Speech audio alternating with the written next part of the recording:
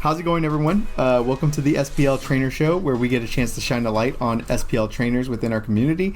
Today, I am joined by Mike, the champion Moreno, and I am Anthony. Mike is as accomplished as they come. He made day 2 at 2 regionals, the San Jose Regional back in 2016 with Archie's Blastoise, and the most recent one, Portland in 2023 with his tried and true Lugia deck. He is also the first trainer in SPL to win both the SPL Points Cup along with the championship trophy in the same year, and he has been around since 2015. Welcome, Mike, and thank you for joining me. Thanks for having me. All right. So one of my favorite things about you is your ability to balance so much on your plate between family, work, Pokemon. Something that gave me the biggest smile, though, was actually seeing Stella attend her first ever Pokemon tournament. What was that feeling like for you, seeing your daughter not only hold her own against everybody, but actually, get to being one of the better players that day? For me, in the moment, it was super stressful. She's not the, she's not the oldest kid out there, so a lot of the times it's rougher for her to be reading cards. So she's asking me what things do, and she's making the decisions on her own, but I have to kind of walk her through her actions in her turn, what she can do, what she can't do, stuff like that, without trying to just force her line of play. Because that's not fair to the other people that are playing against her. But in the end of the day, she did great. She had fun, and she wants to play again. So that just makes me happy in general. Yeah, and that's the thing. You were telling me that while you were there, you were sitting right next to her, and she would kind of just show you the cards in her hand, and kind of you would just go, hey, these are the things that you can do. These are the things that you can't. How did she take to your, coaching but not coaching? There was a lot of the times where, for some reason, when she was building her deck, she really wanted the Giraffe-Gig thing in the deck. And it's terrible. It's not good, but she wanted it, so we put it in there. What does it do again? I have no idea. But every time she got the chance, she wanted to put energy just on that. I would look at her board, and I'm like, oh, she has game on board. And then she starts charging up the giraffe, and I don't understand. Obviously, she's 6. I'm not supposed to understand. It's just something that she was doing because it was making her happy, and she got to attack with it a couple of times, so it was cool. Oh, all right, so she was able to take knockouts. No, see, and that's really cool. That's the thing that I always thought was really fun. I would want to do that with my kids. The only problem is Gio's more interested in the video game than playing the card game right now, except for Meep, which I think you got him into. Yep. So that's something that he still actually enjoys. Yeah. Another thing that's I've always really respected about you is your ability to take a break from the game when you need to. It's hard for a lot of people to do that. I mean, even now you see like Ryan, and even to an extent yourself coming back after wanting to take that break from Portland. Do you have any or especially coming back and being able to play at the level that you do specifically? Do you have any regrets from taking time off in the past to focus more? Not necessarily the regret of focusing on your family, but stepping away from the game? No. So the original time that I stopped playing Pokemon, I just got too stale on the game.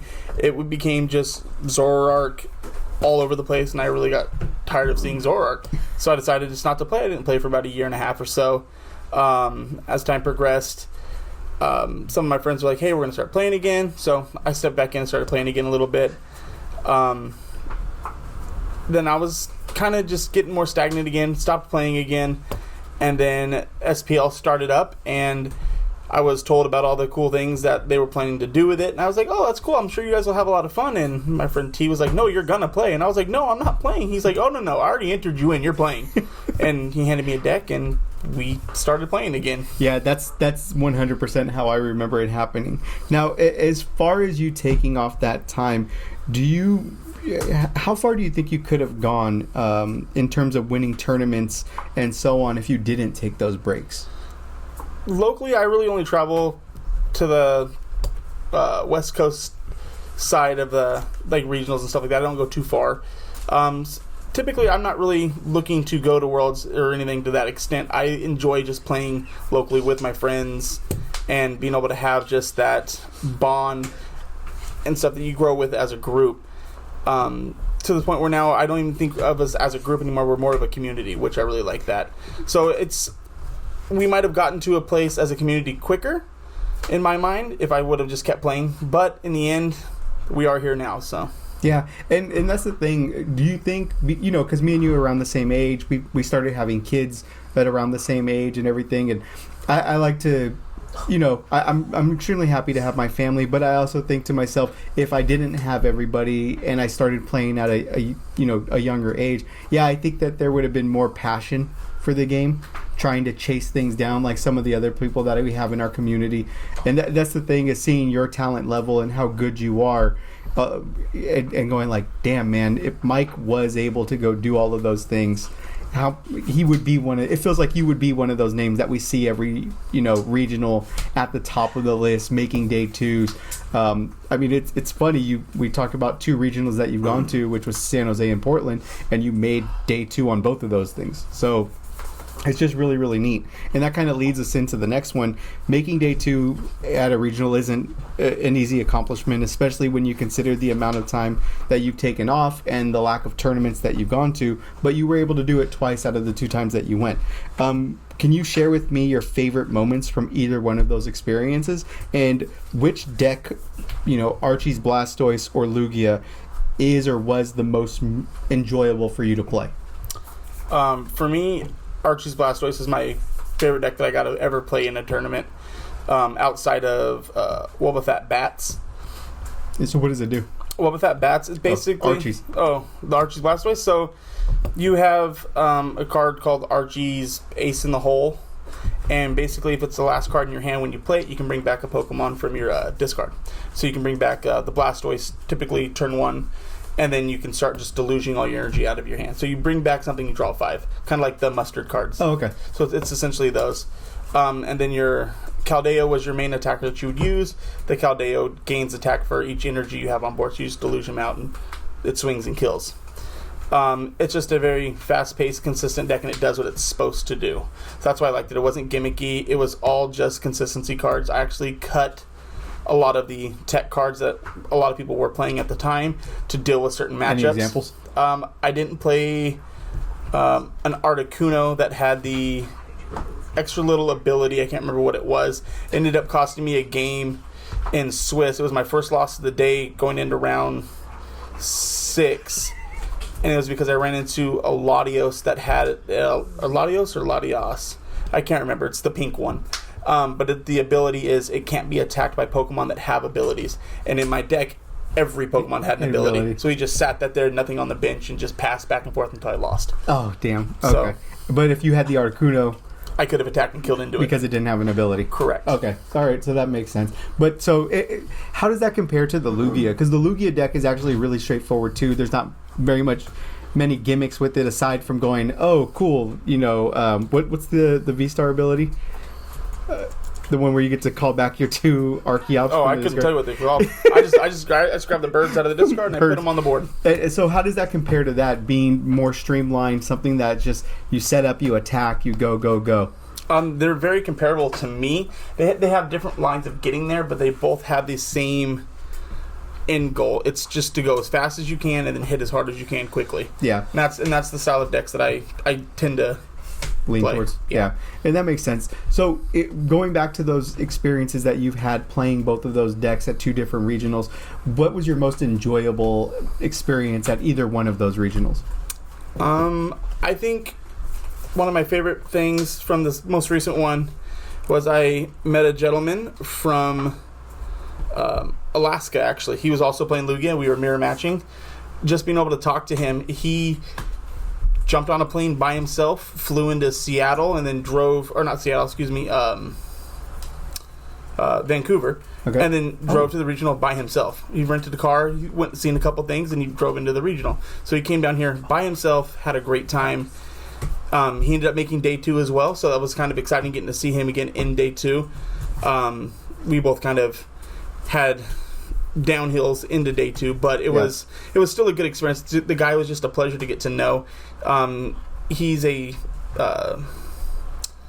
psychiatrist up in Alaska. Oh, pearls? Yeah, so that's cool. A pediatric psychiatrist. So he gets to work with a lot of kids and stuff like that.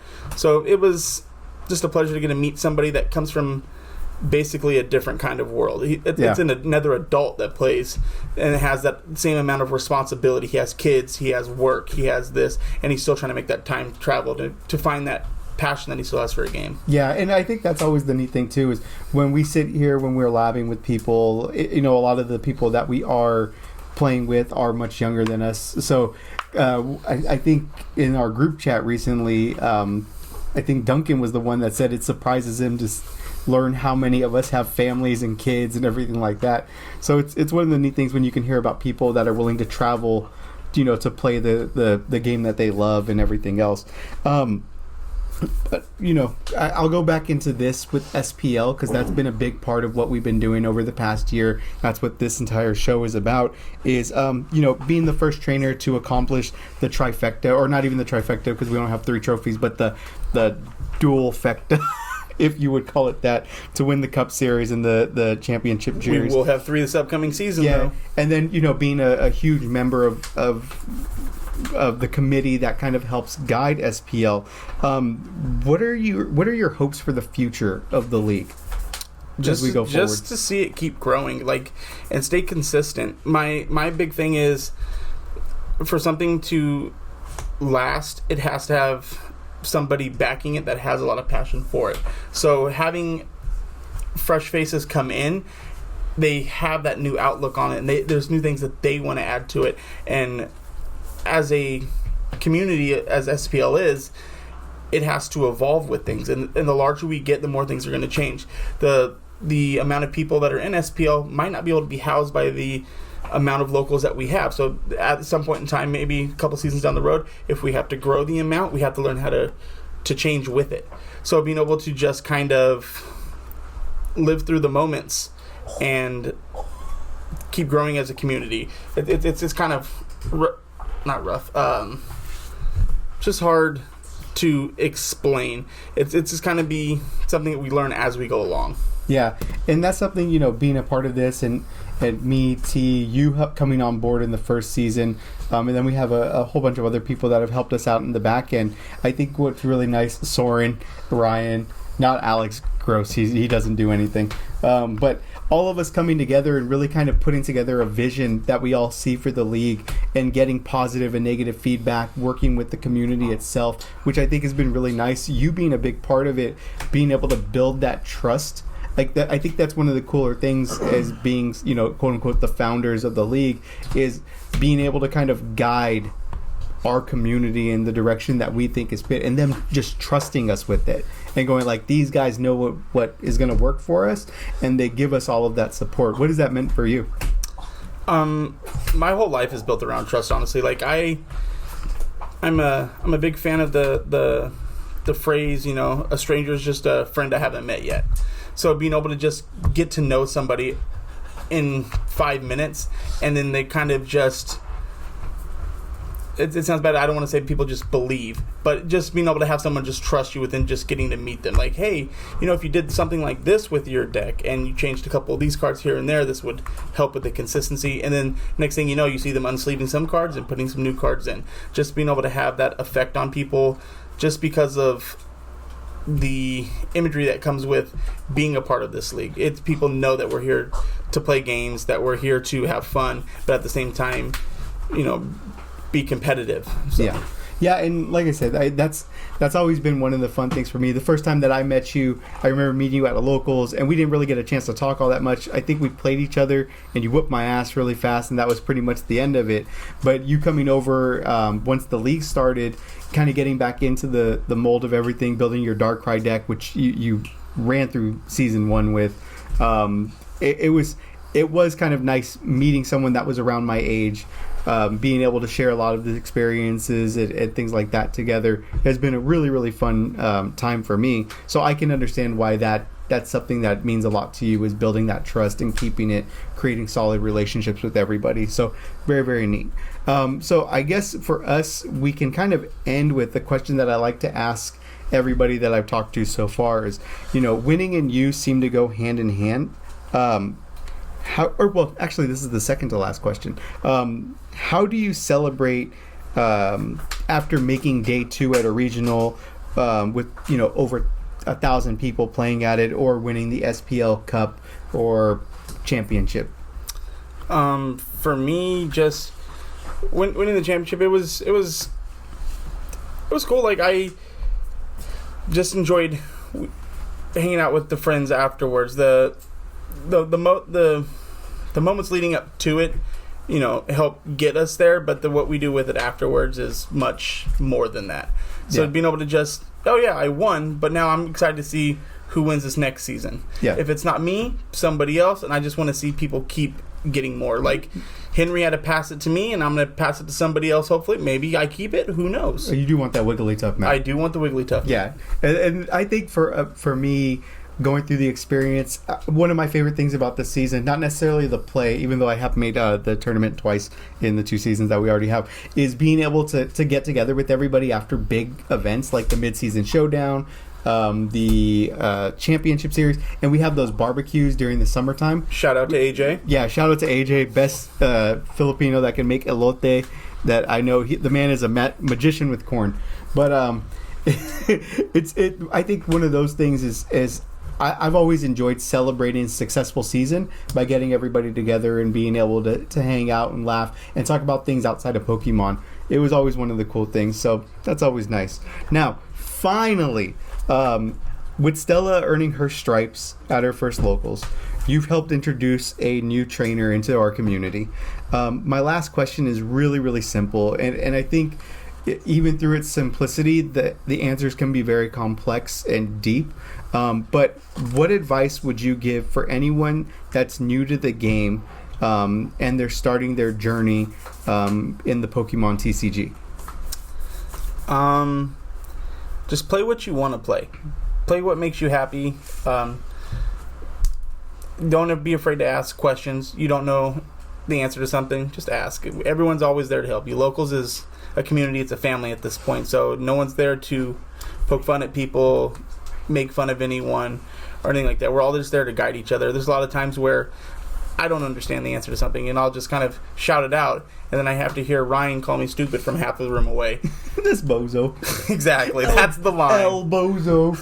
Every single time. But the answer gets out there, and it'll help make, changes to things. It's just having fun doing what you love. Yeah, and I can agree with that. One thing that I realized over my time is playing decks that I enjoy playing. Like when I made Ambipom and Whimsicott and some of the other ones, it was just, it made the TCG and the experience of sitting down with everybody really, really fun. But, with that, we'll wrap it up. Thanks for joining us on the Trainer Show, and we'll catch you guys at Locals. Anything you want to say? Appreciate you having me, and can't wait to start the season off right this Saturday. All right. Well, this is probably gonna come out later than Saturday, but either way, okay.